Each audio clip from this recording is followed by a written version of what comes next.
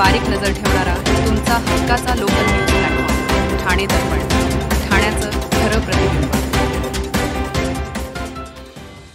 ठाणे महानगरपालिकेच्या कळवा येथील छत्रपती शिवाजी महाराज रुग्णालयात केवळ 25 खाटांची क्षमता असताना 32 महिला दाखल असून शनिवारी आणखी 8 महिला प्रसूतीसाठी प्रतीक्षेत होत्या।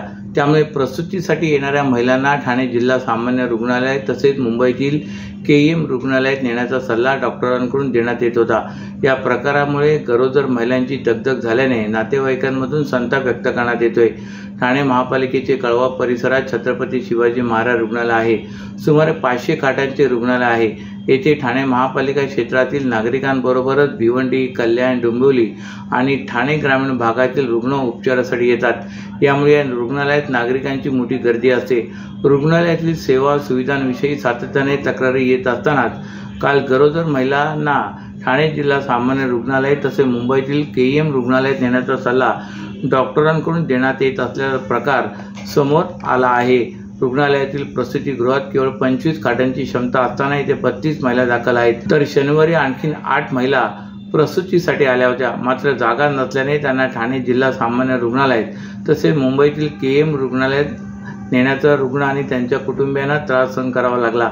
छत्रपती शिवाजी महाराज रुग्णालयात दीर्घ काळापासून असणाऱ्या सोयी सुविधांचा अभाव, खाटांची कमतरता आणि अनागोंदी कारभार हे मुद्दे वारंवार पुढे येत असले तरी अद्याप त्यावर ठोस उपाययोजना झालेली नसल्याचे या निमित्ताने पुन्हा पुढे आले। राज्याचे विद्यमान मुख्यमंत्री तथा आताचे उपमुख्यमंत्री श्री एकनाथ शिंदे यांनी लाडकी बहीण योजना सुरू करून सर्वसामान्य महिलांना एक प्रकारे दिलासा दिलाय।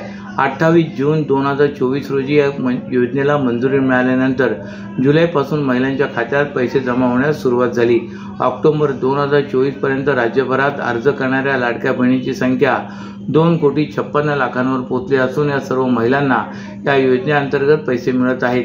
मात्र काही महिलांच्या कागदपत्रांच्या त्रुटीवर आधारित eKYC योजना सुरू झाली असून या eKYCच्या माध्यमातून बहुसंख्य महिलांना अपात्र ठरवण्यात आले होते। मात्र अशा महिलांना आता दिलासा मिळणार आहे। त्याच अनुषंगाने ठाण्याच्या टेंबेनाका येथील माजी नगरसेवक सुधीर कोकाटे तथा शहर प्रमुख श्री हेमंत पवार व विभाग प्रमुख श्री कमलेश चव्हाण यांच्या माध्यमातून महिलांच्या लाडकी बहीण योजनेच्या अंतर्गत ही eKYC प्रक्रियेला सुरुवात करण्यात आली। यावेळी असंख्य महिलांनी eKYC करण्यासाठी कोकाटे यांच्या कार्यालयामध्ये एकच गर्दी केली होती। यामध्ये उपस्थित महिलांनी सुधीर कोकाटे व हेमंत पवार तसेच कमलेश चव्हाण यांचे आभार मानत त्यांचे कौतुक केले। नमस्कार, मी राजेश्री रोहिदास माडी, मी कोकाटे साहेबांच्या ऑफिसमध्ये आलेली आहे। आम्हाला लाडकी बहीण योजनेचे पैसे मिळत आहेत आणि पुढेही ती सेवा तशीच चालू राहावी। एकनाथ शिंदे साहेब यांच्या प्रयत्नाने, आम्हाला महायुतीच्या प्रयत्नाने हे आम्हाला लाडक्या बहिणींना पैसे मिळत आहेत आणि त्याची खूप मदत होते आम्हाला। आम्ही स्वावलंबी झालो। त्यामुळे आता आम्हाला निःशुल्क इथून KYCची प्रोसिजर करून देत आहेत। आम्ही कोकाटे नगरसेवक आमचे जे कोकाटे साहेब आहेत त्यांच्या ऑफिसमध्ये आलेले आहेत, त्यांची खूप मदत होते आणि आम्हाला खूप समजून सांगतात ते प्रत्येक गोष्ट। तर आम्ही तिथे आल्याने आमचं ते KYCचं प्रोसेस पूर्ण झालेली आहे।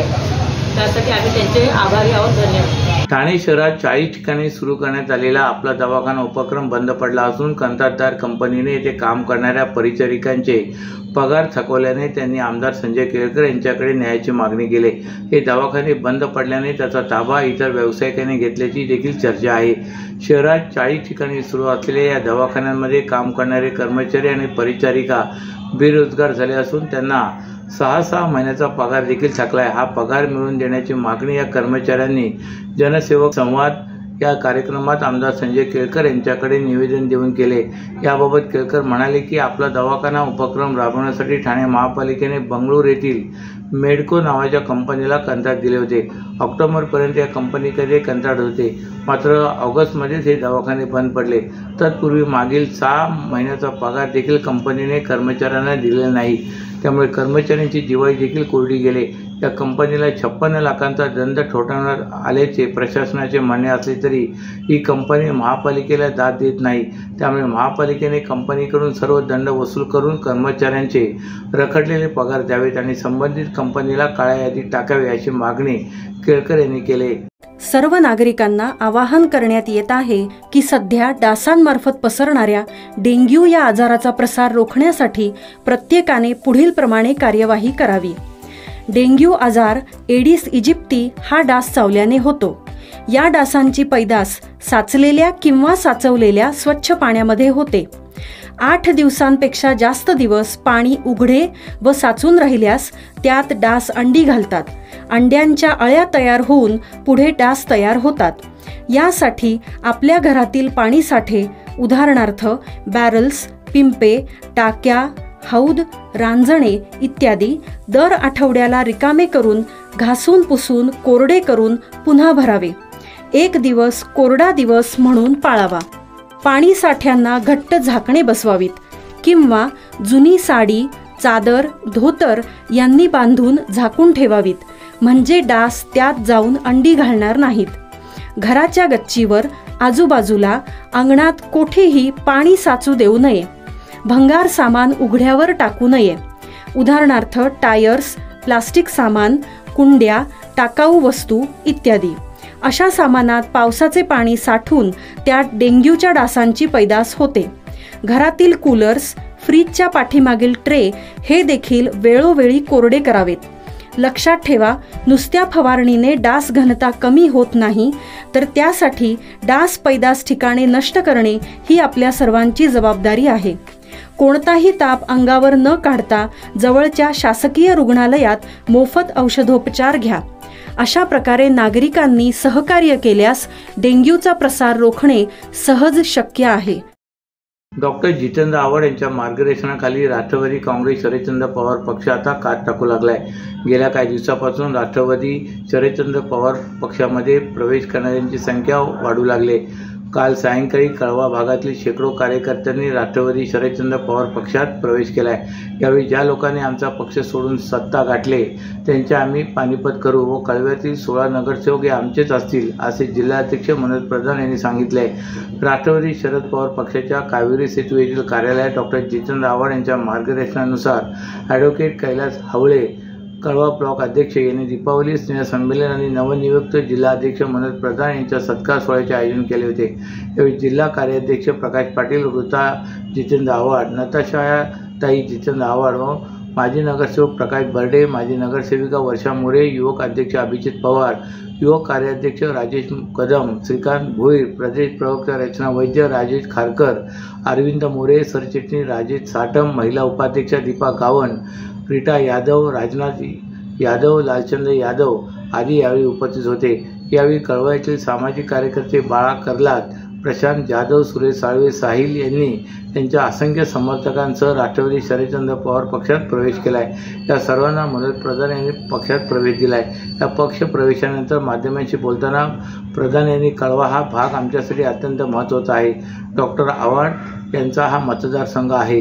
येथील 9 नगरसेवक पक्ष सोडून सत्तेकडे गेलेत, पण त्यांना हे कळलेच नाही की इथे जी ताकद होती किंवा आहे ती डॉक्टर जितेंद्र आव्हाड यांचीच आहे. आजची परिस्थिती पाहता त्या 9 जणांसोबत कोण गेले हे मला माहीत नाही, पण जास्तीत जास्त कार्यकर्ते आणि सामान्य लोक आमच्यासोबत आहेत, आमच्या पक्षात प्रवेश करीत आहेत. त्यामुळे आम्ही ठामपणे सांगतो की आता 100 दिवसांचे लक्ष्य आहे. येथील 16 पैकी 16 जागा आम्ही जिंकणार. आज आमच्या कार्यकर्त्यांचा उत्साह एवढा आहे की आम्ही आम्हाला सोडून गेलेल्यांचे पानिपत केल्याशिवाय शांत बसणार नाही, असेही ते म्हणाले. अल्पवयीन मुलांच्या सुरक्षेसाठी बनवलेला पोक्सो कायदा हा लैंगिक अत्याचारासारख्या गंभीर गुन्ह्यापासून मुलांचे संरक्षण करण्यासाठी आहे, परंतु या कायद्याचा काहीजण वैयक्तिक वाद मिटवण्यासाठी किंवा पैसे उकळण्यासाठी गैरवापर करीत असल्याचा दावा ठाण्यातील समाजसेवक अजय जया यांनी केला आहे. खोट्या तक्रारीच्या माध्यमातून निरपराध व्यक्तींना त्रास देणे, समाजात त्यांची बदनामी करणे आणि शेवटी पैसे उकळणे अशा टोळ्या शहरात कार्यरत असल्याचा दावाही त्यांनी केल्याने खळबळ उडाले. अल्पवयीन मुलांच्या सुरक्षेसाठी बनवलेल्या पोक्सो कायद्याचा गैरवापर करून निरपराध नागरिकांना अडकविणाऱ्या घटनेत वाढ होत असल्याचे समोर येत आहे. काही व्यक्ती या कायद्याचा गैरवापर करून खोट्या तक्रारीच्या माध्यमातून पैसे उकळण्याचे किंवा वैयक्तिक वाद मिटवण्याचे काम करीत असल्याची तक्रार नागरिकांकडून येत आहेत. अशा प्रकारच्या टोळ्या शहरात सक्रिय झाल्याचा दावा करत त्या विरोधात आवाज उठून निरपराध व्यक्तींना कायदेशीर मदत उपलब्ध करून देण्याचा पुढाकार घेतला असल्याचे अजय जया यांनी म्हटलं आहे.